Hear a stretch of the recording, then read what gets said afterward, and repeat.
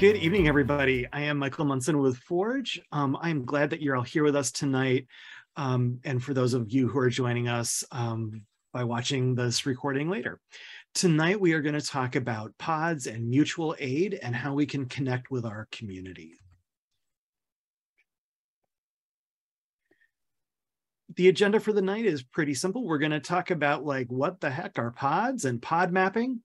Why should I do pod mapping? What is this thing and why should I do it? How do I do it?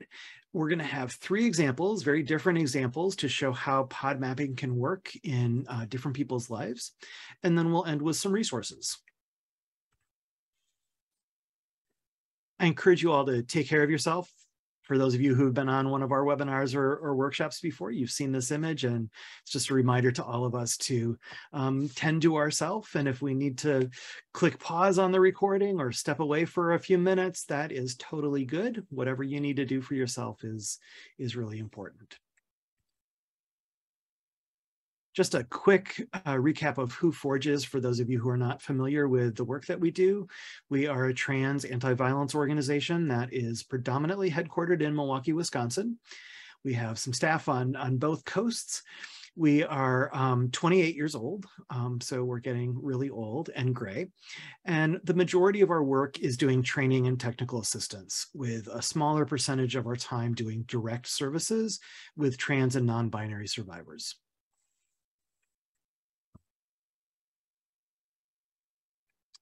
You can find us on online, social media, on Facebook, on Twitter, on Instagram, or on YouTube. Those are the places that you will find new information about new programming, new webinars, new publications, things that are uplifting, things that are healing, new blog posts, all of those good things. So please come and find us and friend us or like us. And we encourage that to connect us all and make the world a little bit closer and better.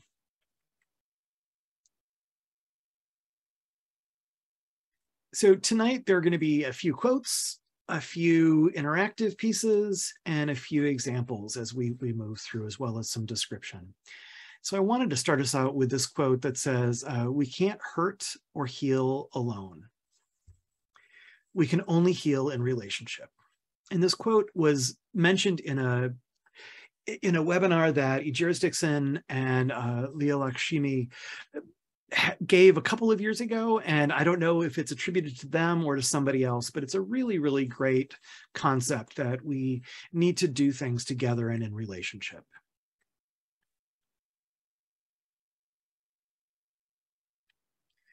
So you're all here because you are probably interested in learning what pod mapping is and what pods are. So we're going to kind of go through a little bit of steps about what this is and how you can use it and why it might be useful in your life or in someone's life that you're close to.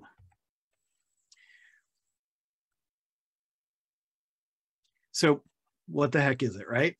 Pod mapping can help you identify who you can rely on for chronic or acute needs. So, who's in your life who you can depend on, who can do certain tasks or certain things for you or with you.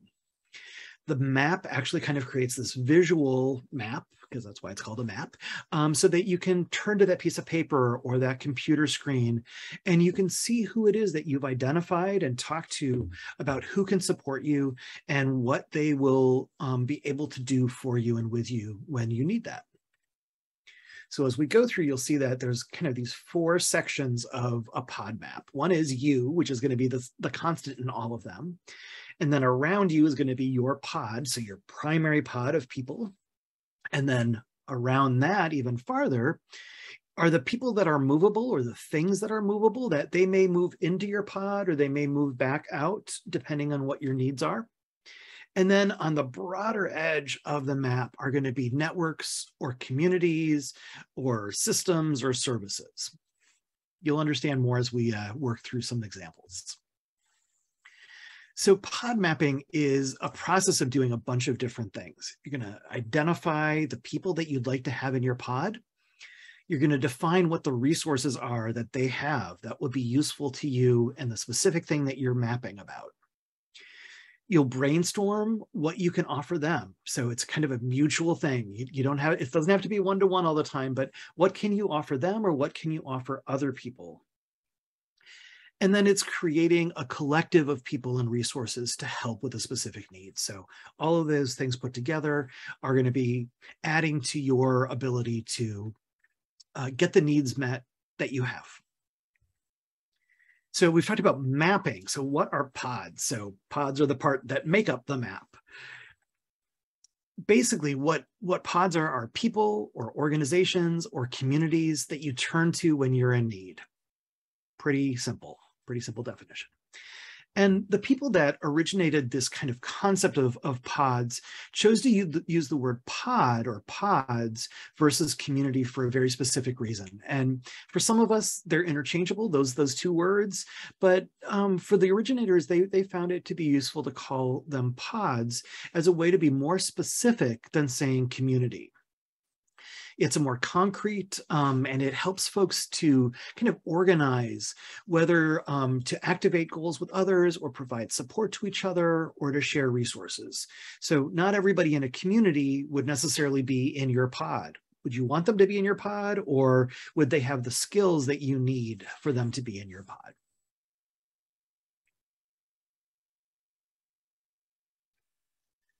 So when we look at pods, it is about specific people, not just your friends. You may want to have your friends in your pod, and maybe that's one kind of pod is who are your friends and how can you connect with those folks.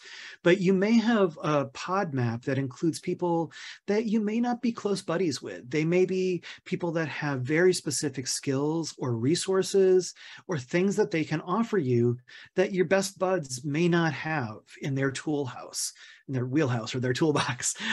So we have to think really creatively about what are the goals and who are the people that may help fulfill those goals.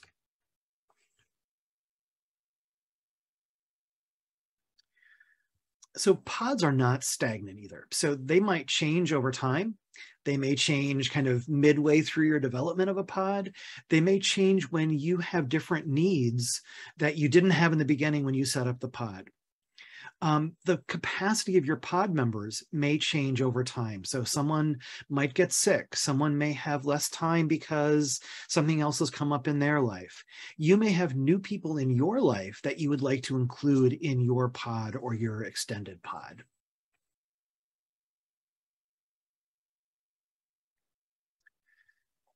The goal is to make it what you need it to be. So this is all about your needs. You don't have to think about other people. You have to think about other people, but this is really about mapping it for what you need and how you need to get those needs met. So it doesn't have to be a perfect pod. And again, it can change over time. It can change repeatedly. So make your pod as it is and know that it's going to change and know that it can be really formal. It could be informal.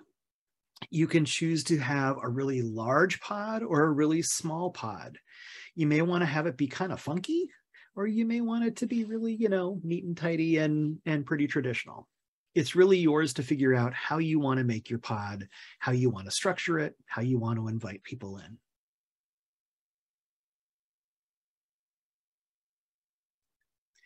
So one thing that pods are not, well, four things that pods are not are they're not charity.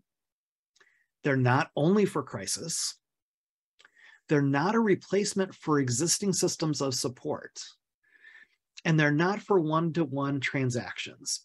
And you'll kind of see that as we move along today. So, the goal of a pod or of mutual aid, and they're not interchangeable, mutual aid and pods, but neither of them is about charity. They're about helping each other and helping build community by helping each other. And again, we want to keep people away from that crisis point. So if we only use pods for crisis, it kind of defeats the purpose. We want to make sure that pods are in place or are malleable enough that when things do come up, we can definitely work within that pod and make that happen.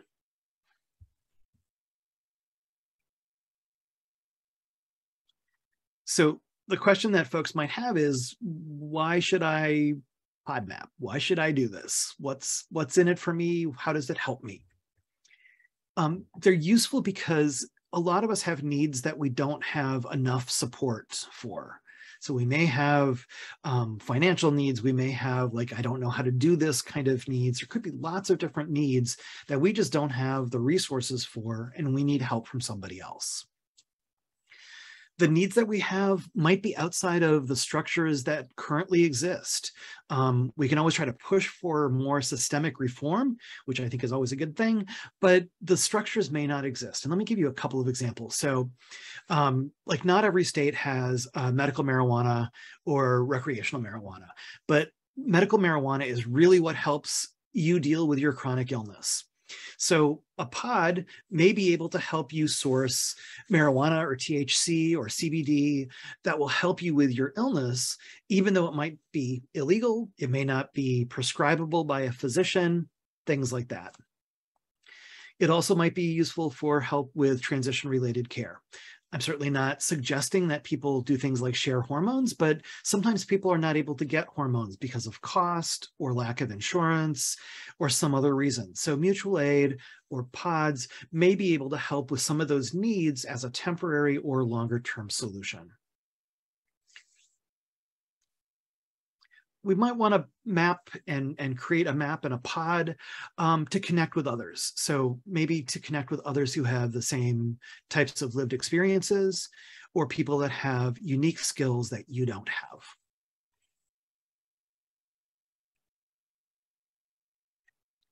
So a little bit more about the why. You can be really explicit about your needs and ask for what you need when you create a pod. So again, it's about you, it's about what you need and creating the system and the structure for what you need.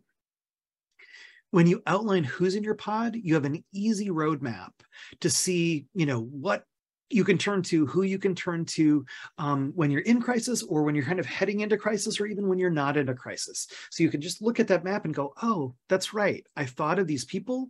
We've agreed to these things. I can look at this map and therefore I can get the support that I need. So it's really important to try to do a pod map in advance of crisis so that you're not creating it in kind of a frenzy where you might be scrambling and taking in whatever you can get rather than really thinking through carefully what it is that you would like to have in that support structure.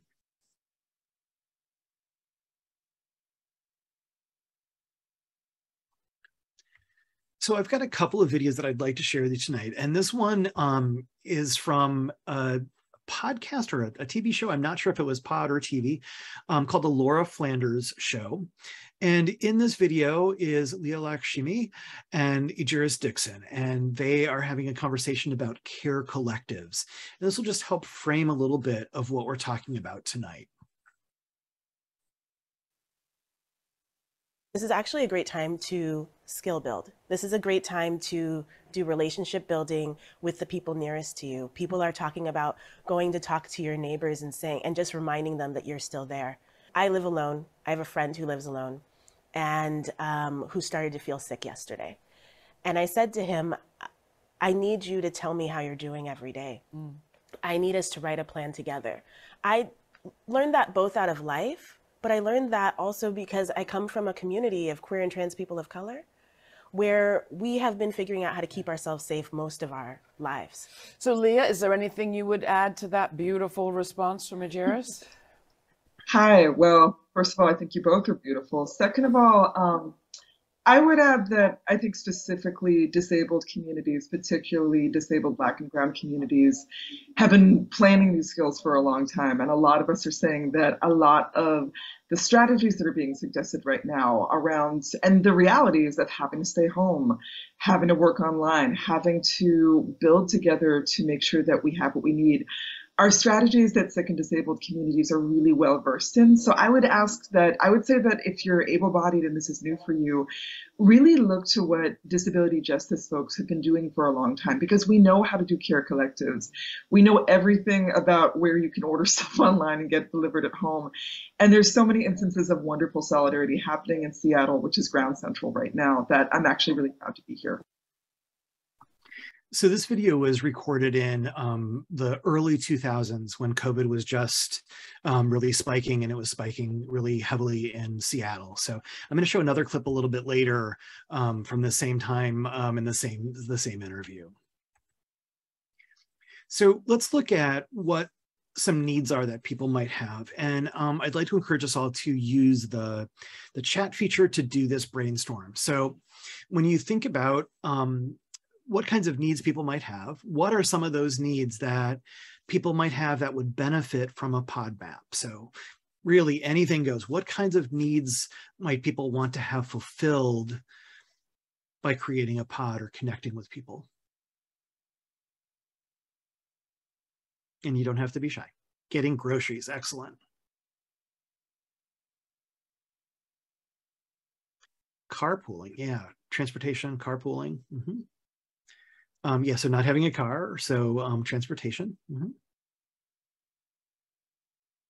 What are the things that would be a need? What would people need that somebody else could help with? Empathy or emotional support.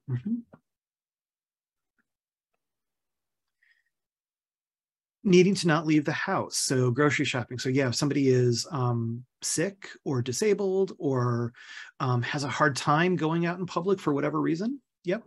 Help cleaning the house, dog walking or pet sitting, yep. Someone to be with you and to listen when you go to the doctor. What are some other needs? What could other people help you out with, whether it's you or somebody that you know?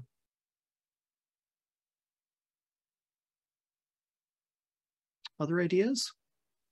Moving furniture, yeah. So some of those physical labor tasks that may be difficult either by yourself or if it's hard for you to do certain actions, yeah. Anything else that people can think of right now? We're going to talk some more about this, but I'd love to get your ideas. Social connection, just spending time together, yep. So companionship. Calling service people, yeah, that's really hard for some people. So things like if somebody is really extroverted or likes to make phone calls, that's an excellent thing to wrangle somebody in and invite them or let them help you in those ways. Yeah. So setting up appointments, yeah. Help with computer problems, right? There's always like something that we can't figure out either with our computer or our phone. Excellent. That's a great list. Thank you for brainstorming and contributing. And I'm also seeing like opening jar lids, all of those good things, right? There's a lot of things that we can't always do by ourselves, or it's really hard for us to do. So let's move and talk about what kinds of pods there could be. So there could be lots of different examples. Your imagination and your needs are kind of unlimited. So, think carefully about what you might want to include or what you may want to focus on with your pod. So let me just share a couple of ideas with you about what people have used pods for. So a lot of folks used pods when COVID-19 was first emerging. Disability communities have used pods or mutual aid for a long time. Sometimes people create pods for mutual aid, so for helping provide food for people or some of the other basic needs that people have. People can create a pod for a short-term kind of, I don't want to call it a project, but if you're having surgery, for example, that's a pretty finite amount of time that you may need some specific help with. You may want to create a pod for support, emotional support or companionship. Some people make pods for accountability. So they may have done some things that they are not very happy with or it hurt other people. And so pods can be used for that accountability model. Pods can be used to create or build community. So to expand what a community is to even larger and more healthy and more connected.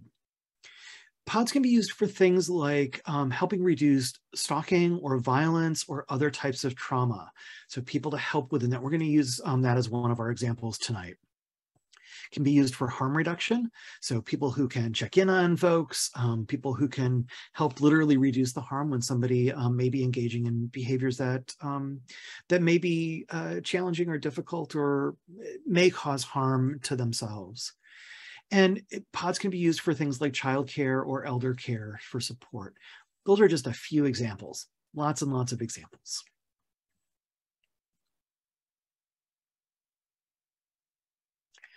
what other kinds of examples can you all come up with? So we just had a whole bunch of them listed. What else can you think of for what type of pod? So like if you put a title on the pod, what would you title a pod that would be useful to you or useful to somebody?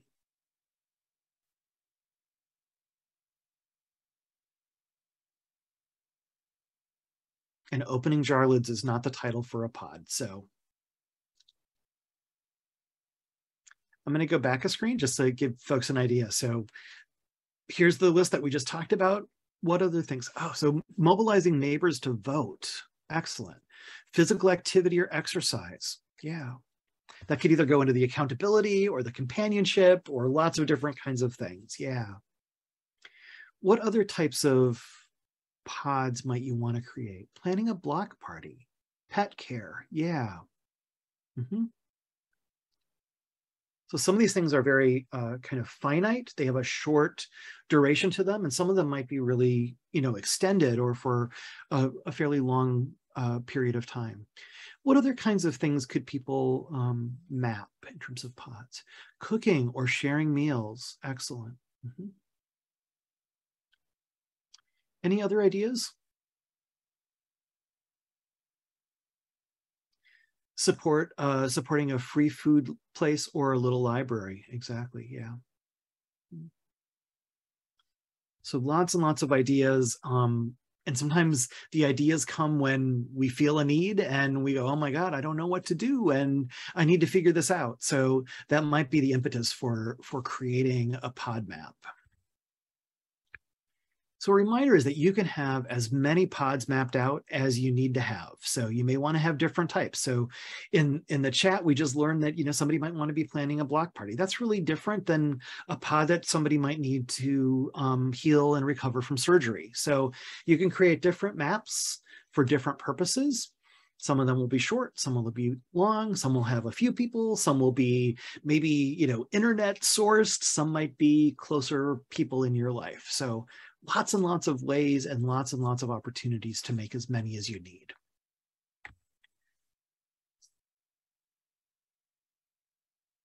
So I'd like to shift now to another brainstorm, if we can get our ideas flowing again, about what people can offer each other. So what can people offer to someone else?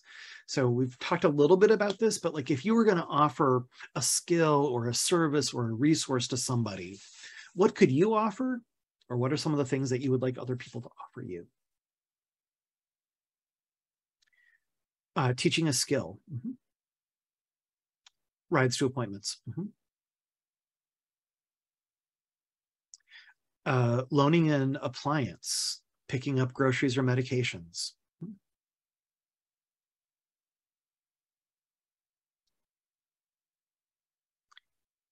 Talking or listening. Yeah. What other things can we offer people, or can people offer us? Editing or proofing.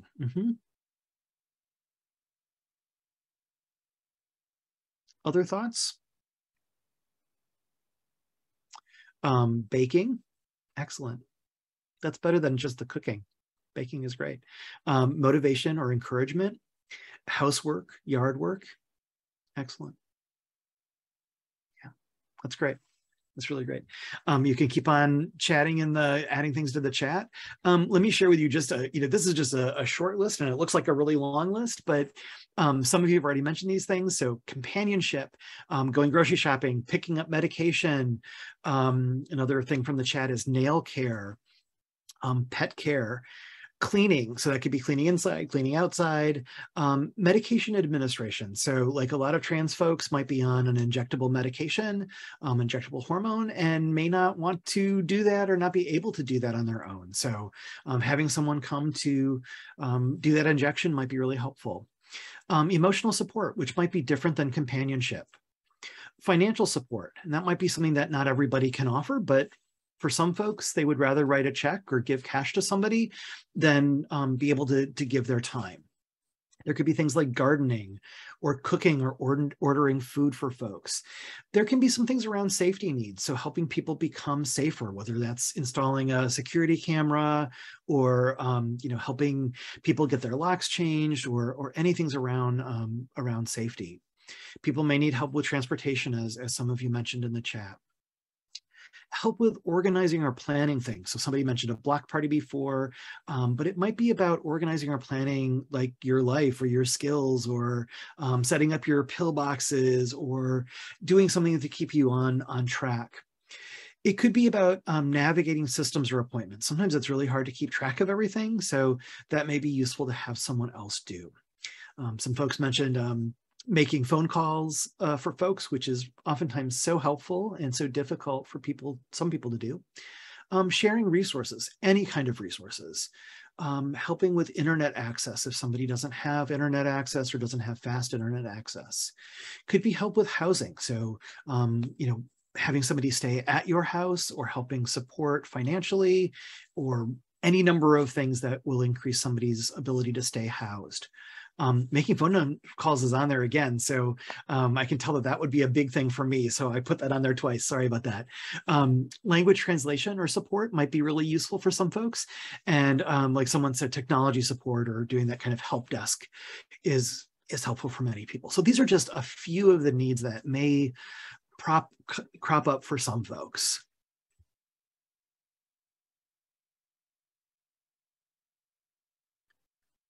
So some of the other things to keep in mind is that when you offer support, it doesn't need to be a one-to-one thing. So if you offer somebody computer support, it doesn't mean that they have to make your phone calls for you.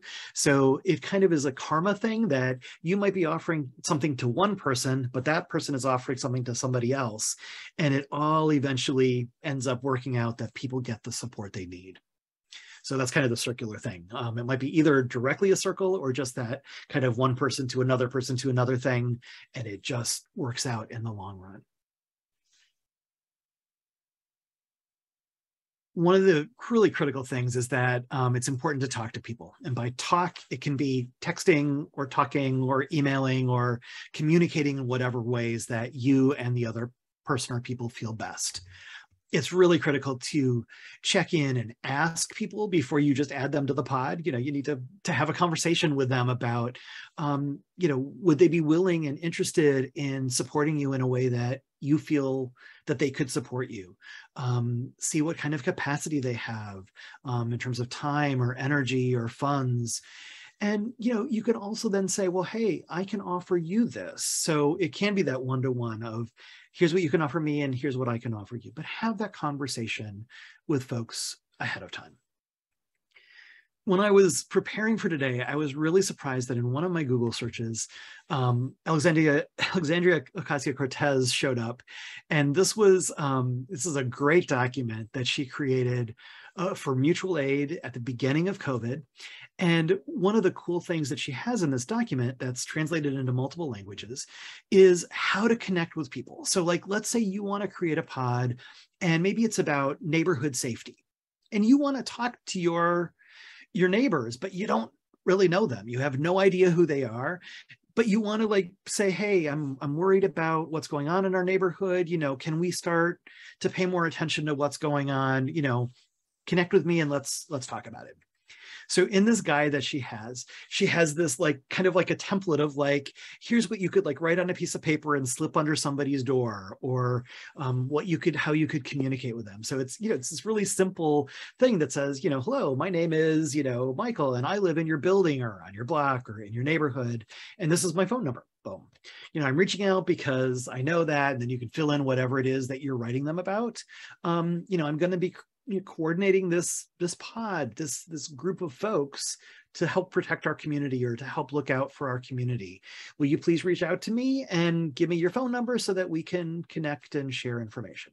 So she really literally spells it out for folks about, how do I make connections with people that I don't know, but I want to know? So I really love it. I encourage folks to look at the whole guide that she made. Even though it's intended for COVID, it really has a lot of application for other types of mutual aid or pods.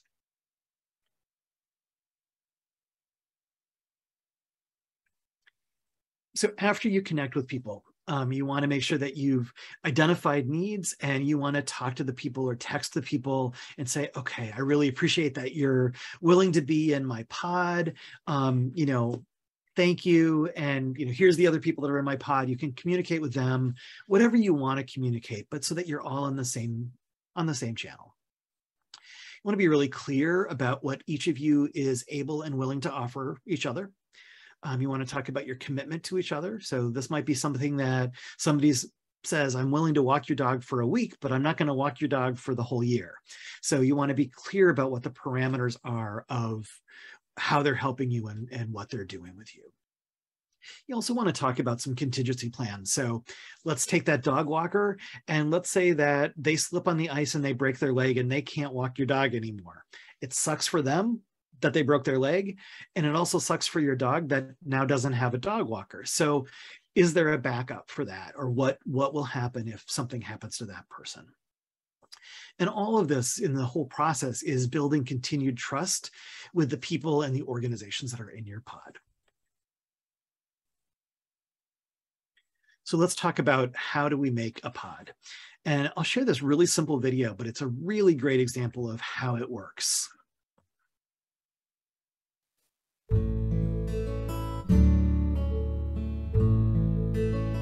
Imagine pods are relationships with people that you can turn to for support during times of crisis.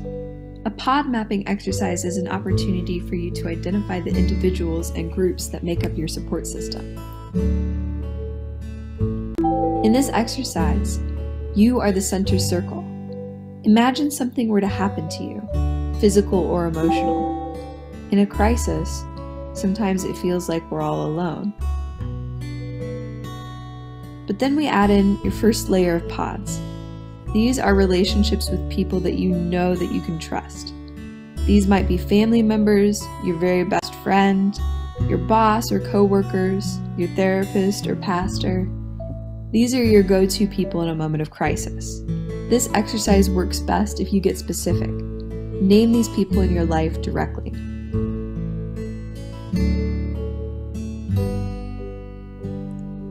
The next layer of pods are dotted lines because they're considered movable relationships. People that could be moved into purple circles with a little more work, or could fill that role if your first pod people are not available. These could be extended family members, neighbors, doctors, church folk, budding relationships with people you could build trust.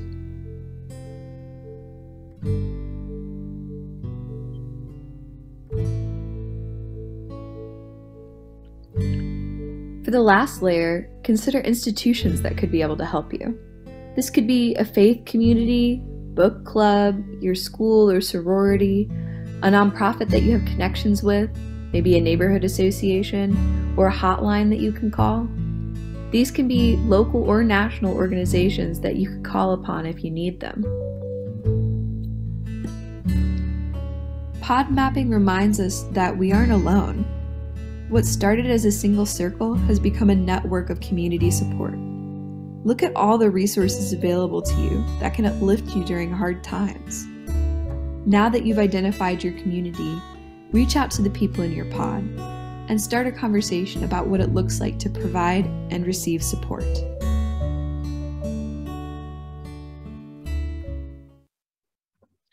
So that was a simple video, but very lovely and very explanatory. So to put things in a slightly different frame, here's kind of the two-dimensional version of that. So this is a kind of a template of a pod map, always putting yourself in the center, like the chalk drawing. And then outside of that center circle are the main people in your pod, the kind of the core people that are in your pod. And then those dotted lined circles are the folks or organizations that are movable. They may come in, they move back, they're malleable, depending on need and depending on availability, all of those different variables. And then those bigger circles on the outside, kind of in a gray, lighter circle color, are the networks or groups or institutions or communities. So those are the basic components. Cool. So let's do a couple of examples. So example number one is if you're having surgery. So you may want to plan who's going to help support you when you have surgery, or if you have surgery. So in this example, we're going to talk about Sydney, who is going, is a trans woman who's going for some gender affirming surgery, and she's single. She lives alone, so she has no direct person at home to help her with post-surgical tasks or household duties. So she's going to create a pod of folks that can help her actually a little bit before surgery, and then through surgery and after surgery. So she's going to write her name in the middle, or me in the middle. So she's the center of this.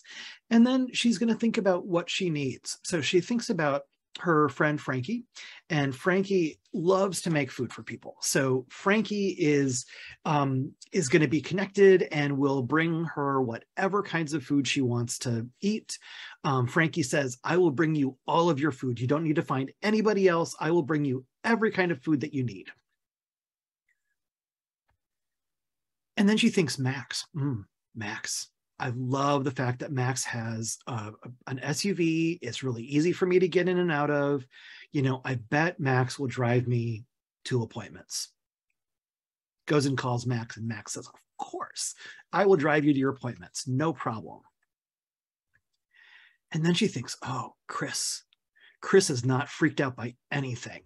Doesn't mind blood, plays video games with the shoot 'em up stuff. And, you know, like he's broken his arm. He's like really, really, really good at doing things like changing bandages and emptying drains and all of that stuff. I bet he would do that for me. So Sydney calls up Chris and says, hey, can we talk about this stuff? Like, you know, would you be grossed out? Would you be willing to come and do that? You know, blah, blah, blah. Chris is like, you bet. Next, Sydney thinks about Avery. And I was like, oh my God, Avery just loves to sit on the couch with me. We watch movies. We like the same kind of movies. You know, Avery will just come and we would just spend like hours and we will just chill with each other. Calls Avery, texts Avery. Avery's like, oh, you bet. I would love to come over, but you know, I'll come over maybe 2 or 3 nights a week, and maybe you can find somebody else for the other nights. Perfect. And then Sydney thinks, Jules. Yeah, Jules would really love to walk my dog. My dog Spot just loves the whole, you know, walking thing and really needs to be walked every day. And Jules lives just next door and can easily come over and do the doggy potty stops as well as the doggy walking. So Jules says, hey, way cool. It's really easy. I get up in the morning. I work at home. I can do the dog anytime you need me to come over and do the dog. And then Sydney thinks, okay, well, you know, I still have needs and I still have like errands to run. And, you know, my friend Harper is just like one of those people that is always thinking about things and always knowing kind of what to do for people and thinks about things ahead of time before like other people even think about it. I bet Harper would be willing to like go to Target or go pick up prescriptions or go do some, you know, the things that I need to get that I can't do because I can't drive right now. They make connection. Harper says yes. So there is the pod. There is the main pod. So let's talk about who goes on the kind of the outer movable layer. So Sydney's primary care physician is going to be one of those people that Sydney may or may not need to contact while recovering. So if there's an infection or something, Sydney may need to call the primary care doc. Sydney talks to Robin and, you know, and says, hey, I don't really think I don't get very much mail, but like, would you be willing to pick up my mail? Or like, you know, if you pick up your mail and you see that there's something in my mailbox, would you like drop it off? Robin says yes. And then Sydney's thinking like, okay, you know, I don't clean my house very often, but you know, like, I don't know how long I'm going to need to recover. And, you know, like, I just don't know. And maybe it might be good if I could talk to somebody who might be willing to come and clean, like they won't be squicked by that. And so that's where Madison comes in. So Madison is somebody that, you know, kind of likes to do that cleaning thing, doesn't really want to talk to people, but, you know, is great with a brush, will come and scrub the toilet, be happy with that. And then Sydney's thinking a little bit more like, you know, I'm in this collaborative, you know, living environment, and we're supposed to like rotate who does the lawn mowing and stuff. And I'm not going to be able to do it when it's my turn. But, Dakota lives in my building, and, let me see if Dakota would mow the lawn for my turn. Dakota says, sure, not a problem. It's easy to do. I do it the other weeks, blah, blah, blah. All good. And then Sydney's thinking, what about my parents? Maybe, maybe not. I don't know. Like, my parents are okay, but maybe they'll help. And so the parents are on the back burner for like, I need some money, or mom, please come and help me. But they're on the back burner. So they're probably not going to be asked. So those are those movable people that are maybe going to happen, maybe not. We can look at then those systems or the structures. So Sydney's obviously got the surgeon who is going to be in the pod for the moment of surgery, but probably pretty off to the side for the rest of the time. The surgery center is going to be another one of those kind of institutions that makes this all happen. The emergency room is something that Sydney's hoping is not going to be in the picture, but Sydney's thought about, like, hey, where do I need to go if something happens, if I get an infection, if something's going on that I need to get more care? This is the emergency room that I'm going to go to. Good, it's on my pod. Medication is something that needs to happen. So we have people to go get it, but we need to make sure that it's in place, it's at the pharmacy, all that other good stuff. There can be food delivery. We probably don't need to have this, right? Because Sydney's got, the good friend Frankie who is going to bring over every single piece of food. But you know what? Sometimes Sydney gets really hungry for pizza at 3 a.m. Food delivery is going to happen. So that is an example of a pod for surgery. So let's think about the folks who don't have very many friends. So there's a lot of times, we all know people that have very limited social circles. And that can be really hard to then think about, well, how do I create a pod if I don't have a lot of friendships or a lot of acquaintances? So let's think in a brainstorm again, using the chat, about how people can grow their networks or their connections. What are some ways that you might be able to get to know more people better or closer? What can you do for that network building? Reaching out to online community groups, yes. Joining a book club, that's a great idea. Community centers. So there could be lots of different kinds of community centers. So it could be queer or trans community centers, it could be health community centers, it could be Jewish community centers, lots of places. Support groups, volunteering. Say hello to your neighbors when you pass them on the street or as you're moving about. Where else and how else can you grow your network or your connection? Take a class. What else? Social groups or clubs like games, definitely. There used to be a mall here in Milwaukee that had a Friday night game night, and it would be in the middle of the mall, and people would set up a whole bunch of board games, and they would sit and play. So, and there's lots of things like that that people can go to that are free. Go to the dog park, exactly. Other ideas?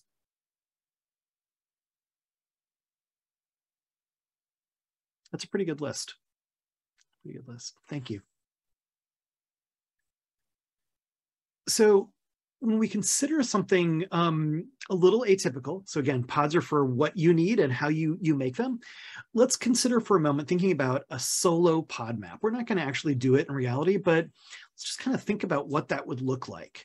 So it could involve very few known to you people. So you may have people that you don't really know that are in that pod, but maybe only one person that's somebody that you've met and that you interact with in a regular basis. There could be a greater reliance on things like delivery services. Sometimes people feel really good about having their food delivered or their medications delivered or their big box supplies delivered. And they actually kind of get to know their Amazon driver or their UPS driver. So there could be some kind of connection or friendships made in that kind of one-off way where you're not really friends, but you have some relationship with those people that are delivering. For folks that are lower income, they can connect and get some of their needs met through food pantries or food assistance programs, or through some pharmaceutical support. Sometimes pharmaceutical companies will offer free or limited or lower cost medications for folks. And a lot of times, some of these things might not be affordable for people to kind of buy your own supplies or have your own things delivered, which is really prohibitive for some people. So there's a lot of ways that people can build their networks. We just talked about some of that. We can reach out to people that we know but may not know very well. We can attend events like many of you suggested, but we can have the overt intention of creating new relationships. One of the things that I was thinking about when I was preparing for this was that I've been attending online faith-based meetings on the weekends, and I've never gone in person. Well, I could choose if I wanted to meet people and connect with them by going in person. I'm already connecting with people online. We're chatting. I know some people's names. I could go in person because the faith community is here in my city. And I could go with the intention of trying to find those people that I see online when I'm watching online and making friends with them and connecting. Some of you mentioned kind of volunteering or going to places where it increases the chances of meeting new people, as well as about learning about new resources or new opportunities to connect with other people. And folks can join online groups and make those virtual connections as well. So let's look at another example for pod creation. And let's look at kind of pulling on this theme of somebody who doesn't have a lot of contacts, and they're feeling really isolated and kind of depressed. And we're going to take the example of Lennox, who is someone who has kind of these goals of having more companionship, having somebody to talk with, having somebody to have sex with, have some touch with, somebody to watch movies with, somebody to go and have coffee with instead of sitting by themselves, somebody to go for a walk with in the woods, somebody to cook meals together, somebody to go shopping with, and somebody to play video games with. Those are the goals that Lennox has for their pod. So let's look at who and what Lennox might be able to do in creating this pod. So again, we're going to put Lennox in the center, and Lennox thinks about who is in their life, and they don't have a lot of people in their life. So the one person that they can think of, real live person that they have human to human interaction with, is their therapist. So they put Ricky, their therapist, in one of those pod circles. And they're thinking and thinking and thinking. They're going like, God, I don't know anybody. Like, I feel really sad. I don't know anybody. And I want to create this pod because I really have this need to connect with people. And so Lennox says, okay, it's Spot. Spot is Lennox's dog. And so this is, an animal that is part of their life that really brings them comfort, gives them companionship, all of those things. So the dog is actually in their pod. So it doesn't have to be just people. So Lennox is thinking and thinking and thinking, and they're a big gamer, and they're like, oh my God, I always see this person, Raleigh, online. I don't know anything about them, but I see them. They go to the same, gaming places as I go, and I really like this person. I don't know anything about them, but they show up and they seem cool. I'm going to put them in my pod and talk to them.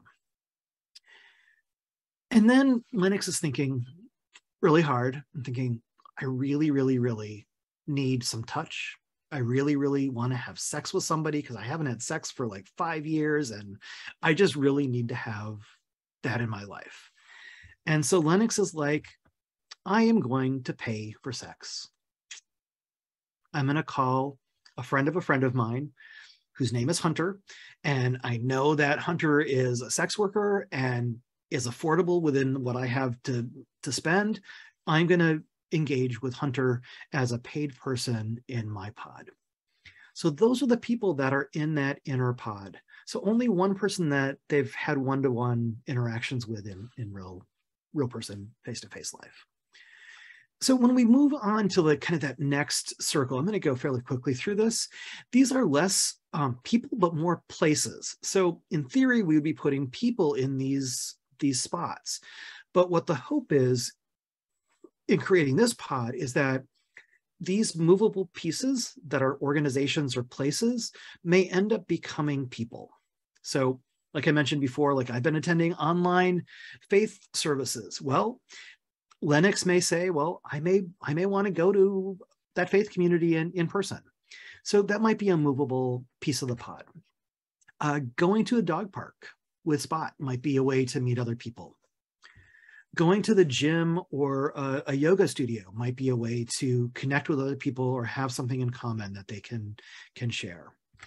Going to that coffee shop, they want to have coffee with somebody, but they could go to the coffee shop, and if they see the same people over and over again, they may develop somebody to have in their pod.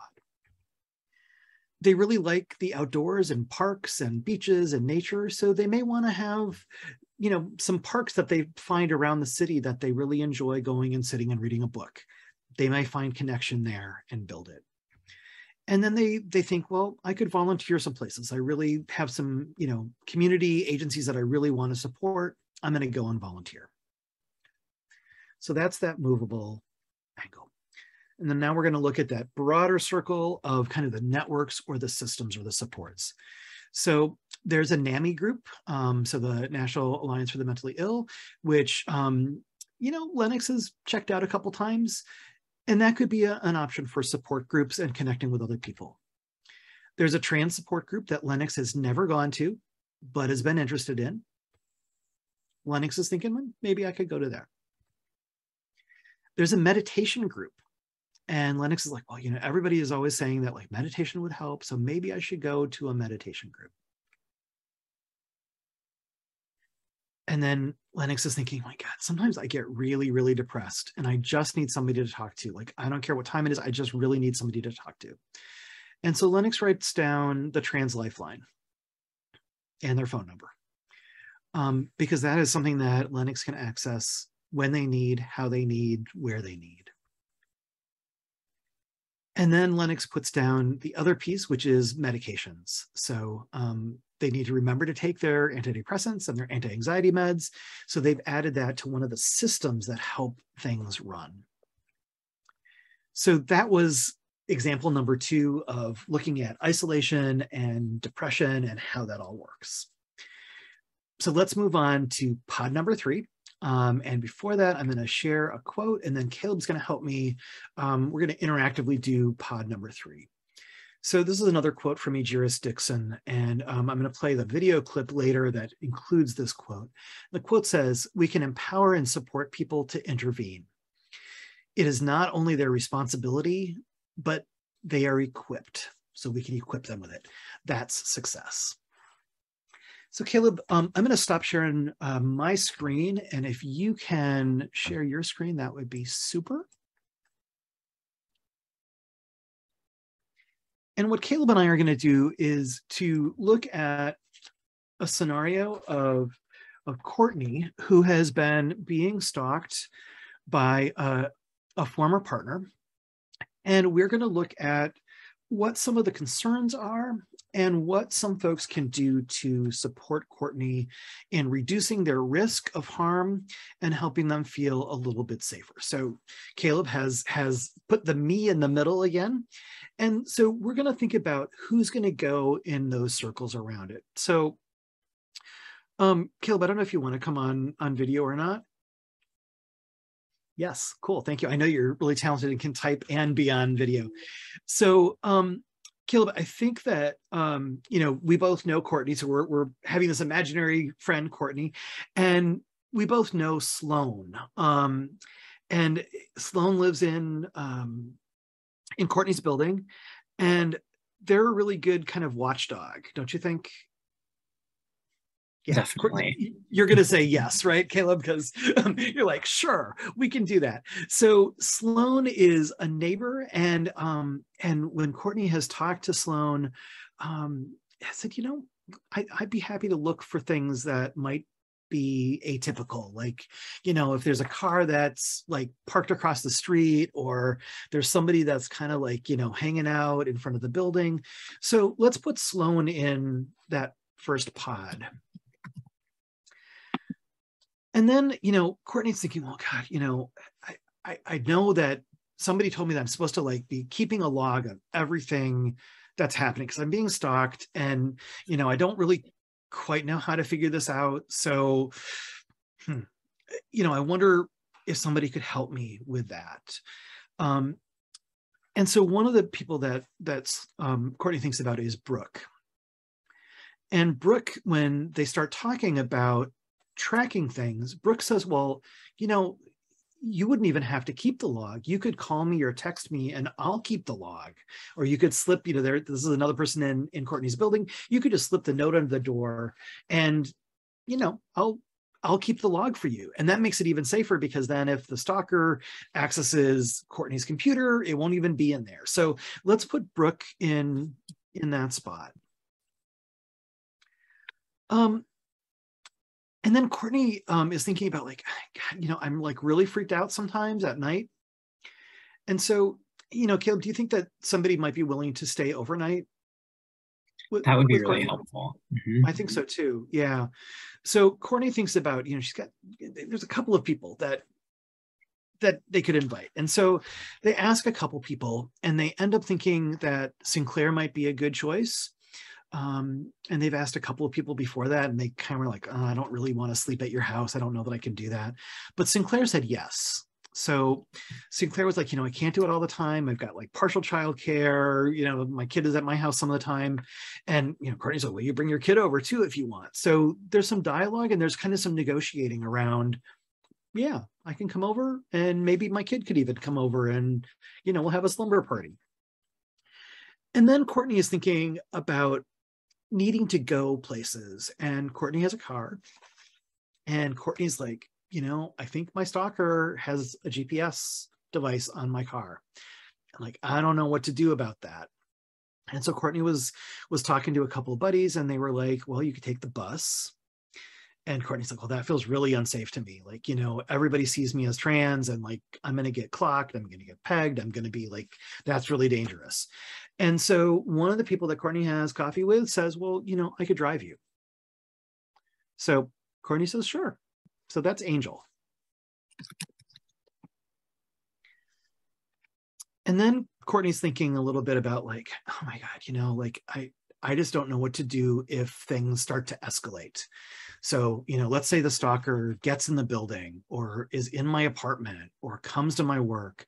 Like, I don't know what I should do, but I want other people to know like where I am and what I should do. Like they can help like find me if I'm missing or help reach out to me. So Caleb, what kinds of thoughts, I know I'm putting you on the spot right now, but like what kinds of things do you think Courtney could try to ask somebody for help with? I guess I'm wondering about people like coworkers or maybe people that know where Courtney would usually be and if she's not somewhere that they would expect. Yeah, that's really good. They could maybe notify somebody if that happens. Yeah. Let's do that. Let's do a coworker. And I'm thinking like, Courtney's coworker, Morgan, might be a really good person because they're kind of friends. They kind of work in the, like right next to each other. They work the same shift. So yeah, like Morgan would probably be a good person. And we can, obviously, Courtney's going to ask these people ahead of time. And so what they may do is create like a standard operating procedure of like, hey, if I don't come to work, would you please, try to call me on here or look for me in these places. So Morgan kind of has the laundry list of phone numbers and kind of what Courtney's schedule is to check in. And Courtney's thinking, well, that feels like a good pod. Feels like a really good pod. So then Courtney's thinking about those kind of that next group of people. And Courtney's thinking about like how it's difficult sometimes to enter the apartment building and, is really wanting somebody to kind of walk up the stairs or take the elevator up because it feels kind of unsafe. And so, Caleb, I think that, this might be one of those places where there's like multiple neighbors, right? So we may want to just put like neighbor or neighbors in one of those dotted lines. Because, Courtney has a couple of people that they're really good friends with in the building, but it may need to be kind of a rotating circle of people just to make sure that, she gets into her apartment safely. She knows that in the past, she's had to get a temporary restraining order. And none of her trans friends, like all of her friends are trans, and none of the trans friends are, like want to go to the courthouse or want to do the restraining order thing. But she again needs to find somebody that if she needs to do a restraining order, that would go with her. So again, you mentioned like somebody at her work. Where else could she, I mean, like she's like really puzzled because like I said, like all she knows are like, you know, she goes to work, but she's got all these trans friends who are like, no way, I'm not going with you. How else or who else could she reach out to about somebody to get help with that? I wonder if it might be sensitive information, but maybe asking if someone online in like a community group in that neighborhood might be willing to like run an errand just to pick something up or like get a piece of information. Okay. Yeah, so we could put, again, I mean, let's do another thing, like, you know, maybe let's do online community groups. So kind of Courtney might be kind of thinking, oh, I'm not sure if that's okay or not, because like, you know, what if my stalker is in that group? But it feels like an okay solution because nobody else in Courtney's circle is willing or able to do that. So that is super. And then Courtney's thinking too about, you know, I need to go places, but like, what about errands? Like, you know, like if I need to go get something, like, what can I do for that? And again, you know, we've talked about in the other scenarios, we talked about either a person doing that or ordering something like through Instacart or something like that. So why don't we do a twofer for this? So why don't we put in like Instacart as one, and then why don't we put in her best friend, River, who might be willing to, you know, pick up a 6-pack of Diet Coke that, you know, he's picking up anyway. And then let's think about the fact that she's concerned that her phone is being tapped or bugged or somebody's listening to her messages. And she really needs to be able to have access to a phone at some point. So again, Kayla, I'm putting you on the spot. Like, what might she do to get access to a phone? I wonder about either using a friend's phone or going to, I don't know if it would be like possible to access a pay phone or a public phone in some way. They have those anymore, right? Yeah. Yeah. Yeah. Yeah, so I'm thinking this might be another one of those twofer things of like, she may want to go get, they used to make those kind of like pay-per-use phones where it's not really linked to you and might be harder to track that. So I don't know what they're called, maybe like one of the jitterbug phones or, you know, the pay-per-use phones.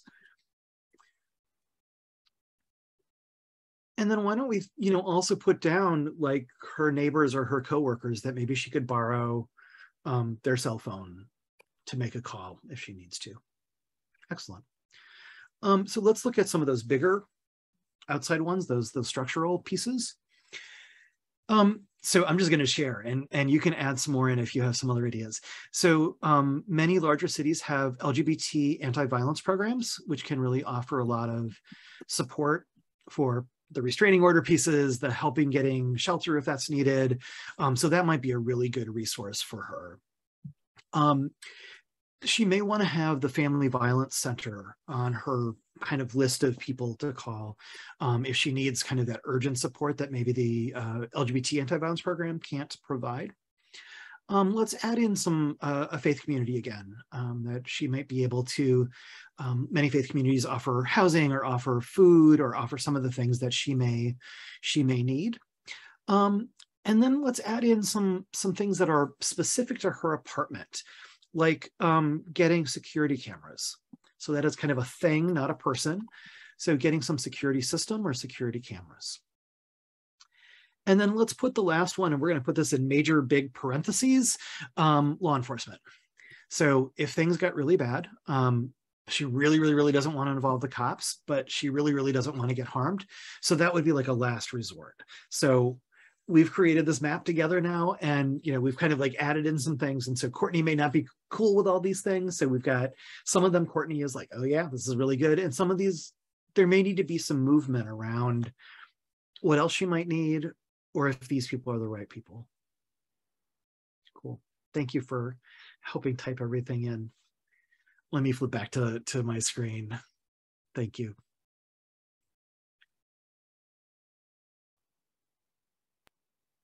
All right, so that was the third example, third out of 3. And let me share another short video. It's the same video as same video as the one that I showed before with Ajiris and Leah Lakshmi. And it's a really it's a video that talks about kind of what are the successes of when community care or when pods or when mutual aid works best or works well. Ajiris. I know that I've been successful, or I can tell you a short story. Okay. Sure. Of something that I realized. So there was a point where we were reaching out to store owners when I was doing this work more actively. And I had said to a store owner, would you be willing to join this neighborhood project where if somebody is experiencing violence, they could come into your store? And she was like, I don't know if that's me. And we'd had this conversation. I kind of let it go. I was like, maybe I'll stop by. And she called me up the next week, and she was like, I did it. And I was like, you did it? And she was like, I was a safe space. And I was like, okay, great, tell me about it. And she was like, there was a young woman. She was, I could tell she was being chased. And this, the woman I was talking to, the store owner, she ran a coffee shop. I let her in the coffee shop. I locked the door, I gave her tea, and I helped her call her parents. And so I think there's a piece around, if we locate success in the idea that we have eradicated all forms of violence, then I actually don't think that that's where we get, right?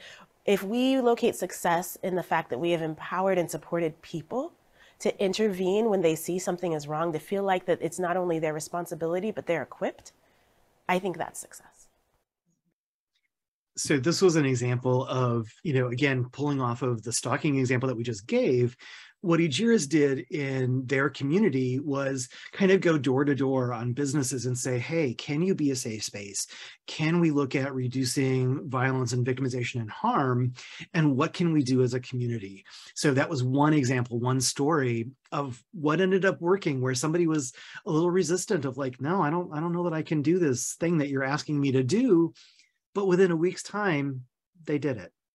So it's kind of a cool story and what success means. And that quote again was what I shared earlier, which was just kind of like, what does empowerment mean and where's our responsibility? We can take responsibility, but if we don't have the skills, we won't get to where we need to go. So how can we help enable people to learn the skills that they need to make those resources happen, not to just show up. So it's a lovely whole video, which I will put in the notes of the recording so that people can go and watch the whole thing. So let's end with a few resources and then we will check out for the evening. So the resources are pretty simple. The first is where you can download a blank copy of the pod map that we've been using tonight. This was created by the Bay Area Transformative Justice Collective. It was kind of emerged out of early COVID times, and they did a lot of fantastic work.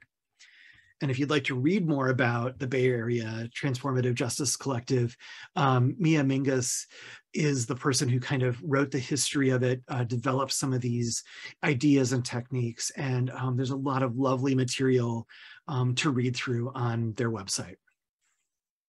One of the other people that was instrumental in some of these early pod developments is a person named Rebel Sydney Black. And the link on this slide, which you can click through on in the recording, will share a little bit more about what happened in Portland and the mutual aid and survivalship that emerged out of the work that Rebel did.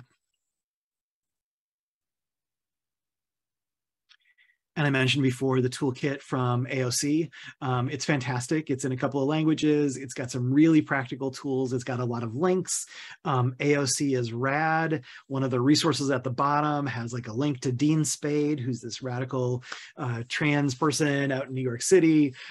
So she's really cool, as many of us know, and she wrote this really, really cool guide. I think it was before she was elected into Congress. So you could check that out as well. I've mentioned Leah a few times. She wrote a pretty radical, pretty kind of anarchist, pretty edgy guide called Half-Ass Disabled Prepper Survival Tips for Preparing for a Coronavirus Quarantine. And I'll warn folks that this was really like, it's really deep into the, like stocking up on food and water. And it was really crisis oriented when we didn't know what was going to happen with coronavirus.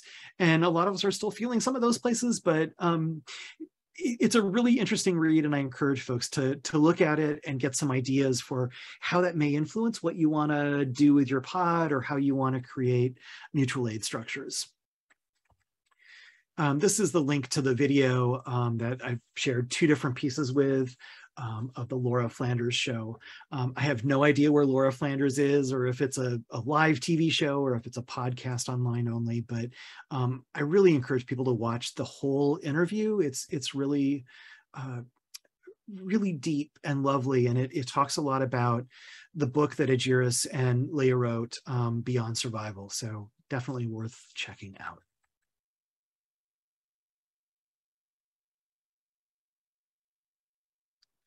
And a couple of closing reminders before we check out tonight. One of the things that Leah Lakshmi has mentioned several times, and I know this is not really attributed to her, but it's a great reminder to all of us, is that nobody has to do everything, but everyone has to do something. So that's really the core of both mutual aid and pod development, is that we don't have to do everything, but if we each do a little bit, it's going to get the house cleaned. It's going to get things taken care of. So a few reminders. Pods can be useful for many different purposes, like we've talked about tonight. It's really important for you to share the pod and the pod map that you've created with the people that are in your pod. You need to have a little bit of communication with folks and build that relationship stronger. Share your pod maps with others who might be in your life, who might not be in that pod, but can help remind you of the resources that you've listed out and developed. It's really important to plan ahead. So creating a pod map when you're in crisis is not always the best idea. You may not be able to think very clearly or connect with people when you want to and how you want to. So if you can plan out what your needs might be ahead of time, make that plan, have that communication, you'll be good to go. And one of the really cool things about pod mapping is that it really does build community. It builds greater community, it builds stronger communities, it expands your own community, it expands other people's communities. It's really good for community building. And I just wanted to close with reminding folks where you can find us. Our website for our national work is forge-forward.org. There's a contact form there, so if you'd like to drop us a note, that's a great place to do that. And I want to remind folks again too about come and find us on social media. This video, where some of you will be finding it, is on YouTube. So there are other videos on YouTube that you may find of interest as well. And I wanted to take just a moment to thank our interpreters tonight, our 2 Jills, and Forge's back end staff for the evening, and Caleb, who helped create the stalking pod map. Appreciate their help in making tonight happen. And thanks for those folks who attended tonight. Have a good night, everybody.